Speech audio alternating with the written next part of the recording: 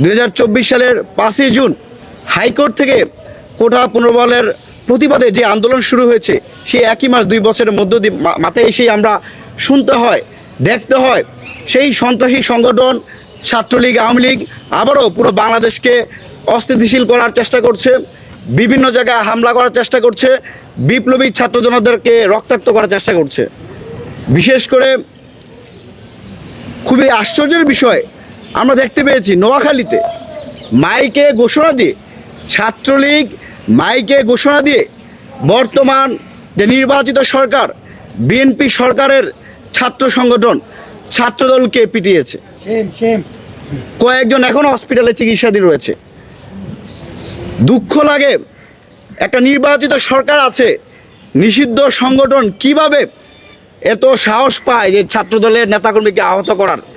কিন্তু পরবর্তীতে আমরা দেখতে পেলাম কয়েক হাজার নেতাকর্মী ছাত্রলীগ একসাথে হয়েছে, পুলিশকে নামে মাত্র ক্লোজ করা হয়েছে, প্রত্যাহার করা হয়েছে।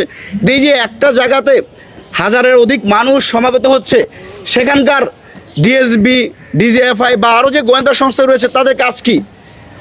আমরা কি ধরে নিব এই সংশ্লিষ্ট প্রশাসনে যারা আছে তারা এখনও আওয়ামী লীগের পারপাস সার্ভ করছে? আমরা মনে করি শুধু নোয়াখালী নয়, চট্টগ্রামেও, চট্টগ্রাম, ব্রাহ্মণবাড়িয়া, ঢাকা, চট্টগ্রাম, কুমিল্লাতে বিভিন্ন জায়গায় ছাত্রলীগের সন্ত্রাসী কার্যক্রমের মিছিল দিনের পর দিন তাদের মিছিলের সংখ্যা বাড়ছে, লোকজন বাড়ছে। কিন্তু প্রশাসনের পক্ষ থেকে আমরা তেমন কোনো সমাধানের কোনো রাস্তা আমরা পাচ্ছি না।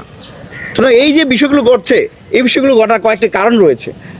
আপনাদেরকে যদি আমরা স্পষ্ট করে বলি, অন্তর্বর্তীকালীন সরকার ক্ষমতা থাকা অবস্থায় আমাদের সকলের দাবির প্রেক্ষিতে অনেকগুলো মানুষ মারা গেছে। আমরা 2000 অধিক শহীদের কথা বলছি, 30,000 আহত পঙ্গু যোদ্ধাদের কথা বলছি, প্রায় 300-র মতো অধিক ছাত্র জনতা যাদের অনেকের এক পা চলে গেছে, অনেকের এক হাত নাই, অনেকেই চিরতরে 2 চোখ হারিয়ে ফেলেছে।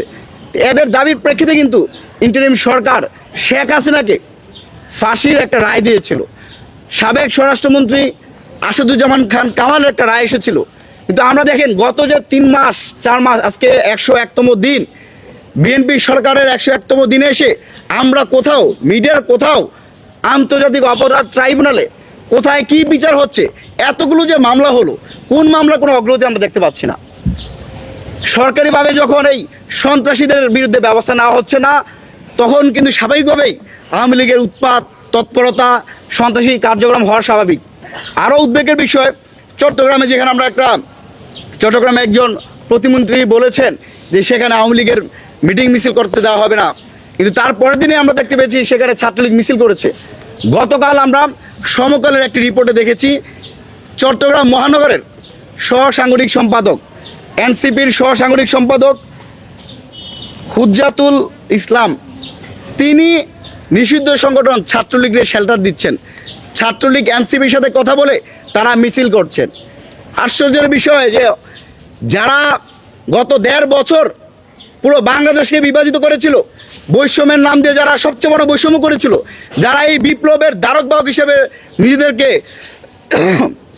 উপস্থাপন করেছিল, সেই এনসিপি এখন ছাত্রলীগের সাথে আঘাত করে ছাত্রলীগের রাজনৈতিক কর্মকাণ্ড পরিচালনা করছে। আমরা এনসিপির তৎকালীন বৈষম্য বিরোধী আহ্বায়ক নাহিদ ইসলাম সহ যারা বর্তমানে এমপি আছেন তাদের প্রতি আহ্বান জানাই, আপনাদের কনসার্নে কি এনসিপির মাঠ পর্যায়ে নেতাকর্মীরা আওয়ামী লীগকে শেল্টার দিচ্ছে কিনা? একই সাথে আমরা কিছুক্ষণ আগেই দেখতে পেলাম মাননীয় প্রধানমন্ত্রীর তথ্য সম্প্রচার বিষয়ক উপদেষ্টা ডক্টর জাহিদুর রহমান বলেছেন আওয়ামী লীগের নেতাকর্মীরা চাইলেই স্থানীয় সরকার নির্বাচন অংশ নিতে পারবে। আমি তাকে বলতে চাই, আপনাকে কে অধিকার দেয় নাই? নিষিদ্ধ সংগঠন যাদের হাতে 2000 অধিকের মানুষের রক্ত লেগেছে তাদেরকে পুনর্বাসন করার কোনো অধিকার আপনার হাতে নাই। আমরা ডক্টর জাহিদুর রহমানের এই বক্তব্যকে আমরা নিন্দা জানাচ্ছি। যতদিন না পর্যন্ত এই সন্ত্রাসী সংগঠন মানবতা বিরোধী অপরাধের দায়ে যাদের অভিযুক্ত তাদেরকে যতদিন না পর্যন্ত পূর্ণাঙ্গভাবে বিচার আওতায় নিয়ে আসা হচ্ছে, ততদিন পর্যন্ত বাংলাদেশের মাটিতে তাদের কোনো রাজনৈতিক কর্মকাণ্ড পরিচালনা করতে দেওয়া হবে না।